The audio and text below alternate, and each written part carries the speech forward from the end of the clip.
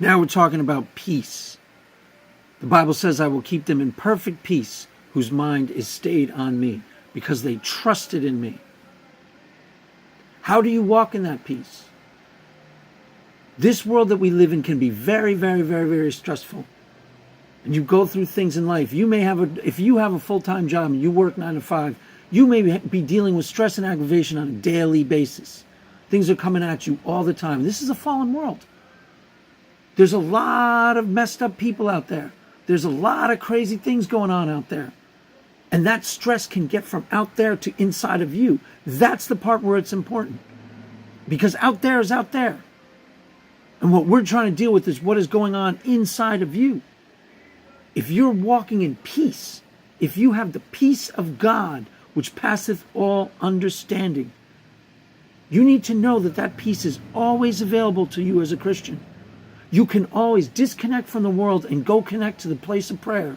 And you can start seeking the Lord until you feel the peace of God, which passeth all understanding. You need to remember to trust the Lord with all your heart and cling not to your own understanding. Why is that so important? Because the first thing that happens when you're going through sorrows, when you're going through turmoil, when you're going through tribulations, you say, why? Why, God? Why me? Why? That question doesn't serve you. That question doesn't, it's a natural question, but it doesn't help you get through the problem. It doesn't help you solve. It doesn't help you overcome. It's not relevant to solving, usually.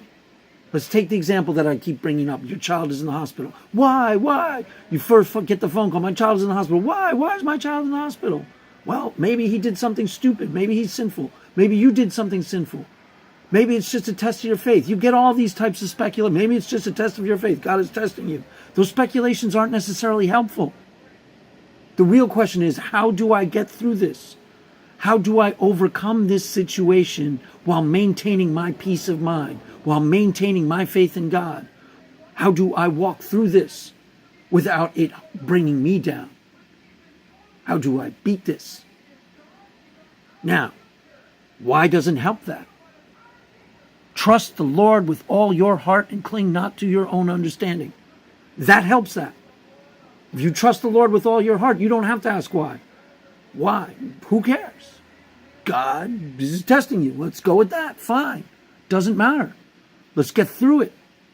Get through it, maintaining the peace of God, which passeth all understanding.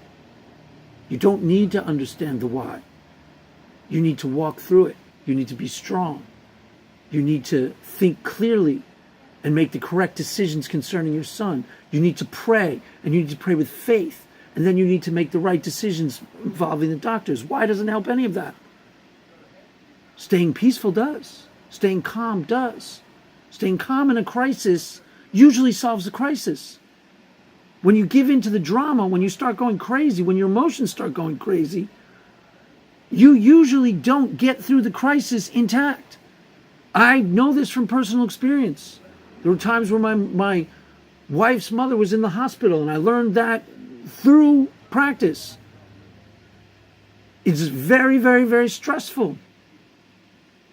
So maintaining your peace of mind is essential for you to overcome the problem.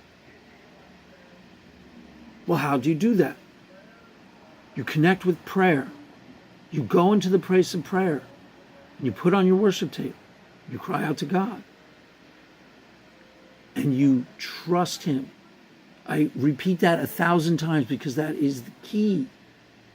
If you trust Him with all your heart, then you can walk through.